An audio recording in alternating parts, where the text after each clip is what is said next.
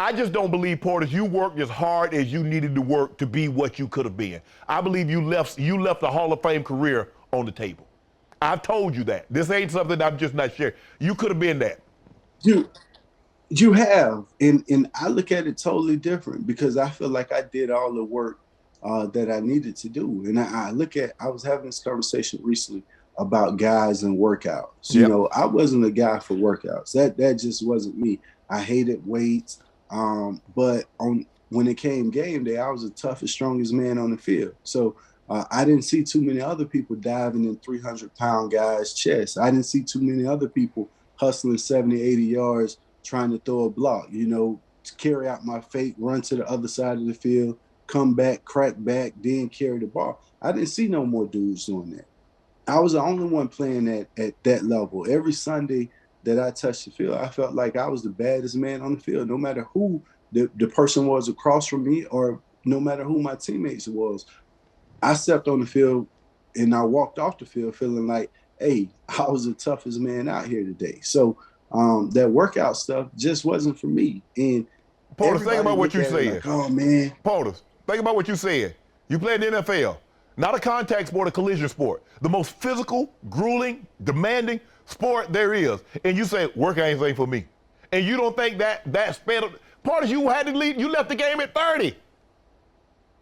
Bro, I left the game at 30 for a different reason. Like, I left the game at 30 because I realized it didn't matter. Once they moved Sean T. Locker out of the locker room, my love for the game disappeared. Okay. You see what I'm saying? Like, yeah. Everybody looked like, oh man, you left the game so early.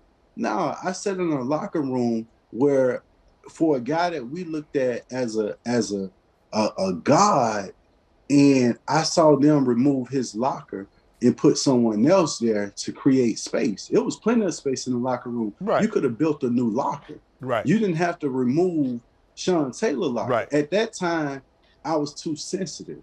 You see what I'm saying? I was too sensitive at that moment, and it happened too early. Right. You know, now I think it's a great idea that everyone gets to see it. And, you know, it's in the stadium, and every fan and anybody who wants to acknowledge Sean or see Sean gets an opportunity to walk past that locker or take a picture.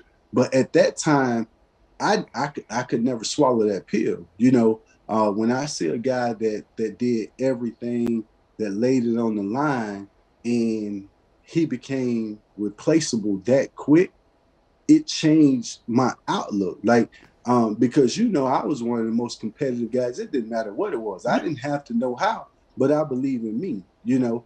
So when I see a guy like Sean, who still has an effect on the world, so positive, after all the negative that happened, you know, like in the beginning, he was a villain, and he turned that villain into the most lovable, respectable guy that you could possibly find. You know, everybody is influenced by Sean Taylor. I played with Ed Reed and Sean T. It don't get no better than that as teammates. That, not to mention anybody else that I played with, but I played with Ed Reed and Sean T. Like, bro, you got to be kidding me. And when I see a guy that could have been the face of the NFL, the best player in the NFL, and you remove his locker, I just never, along with me having a coach that didn't understand me. You see what I'm saying? Like, everything happened at the same time. I lost my grandmother. Sean get killed. We bring in a coach that I didn't see eye to eye with, that, you know, I felt like was trying to sabotage me when I'm trying to put it on the line and do everything that you're asking of me. You're instead of throwing me under the bus. So there was so much happened in Coach Gibbs was your head coach? Man, I'm talking about Coach Zorn, not Coach Gibbs. Coach who? Coach Zorn. Okay. Jim Zorn. Okay. Exactly. Okay. Right. You see what I'm saying? Right. You don't even know who it was. Coach Zorn. So it was so much happened that took the love away from the game, because you feel like, man, I'm going out here and fighting. I'm throwing haymakers. I'm throwing punches, and I'm running through walls, whatever it takes. And now my head coach punching me in the back of the head. Like, I'm trying to fight for you. You punching me in the back of the head. Right. So it was just one of those situations that my appreciation and love I felt like wasn't reciprocated. So it separated me from the game. So that's why I retired. That's why I walked away from the game, because I couldn't give it that same, I'm the That passion, toughest that man on the desire field. that I you, didn't care anymore. right.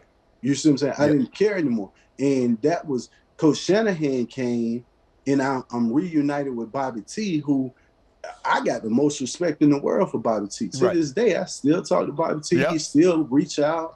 You know what I mean? And when Bobby T came back, I I don't even think Bobby T saw the dog that he remembered. You know Right. what I mean? And I couldn't. This is my man. This is Bobby T. This is the man who raised me and put me in position to go out and win. And I can't be, you know, I You don't can't. have that dire You couldn't give that him the dog effort in that you me. once could. Yeah, because my love wasn't the same.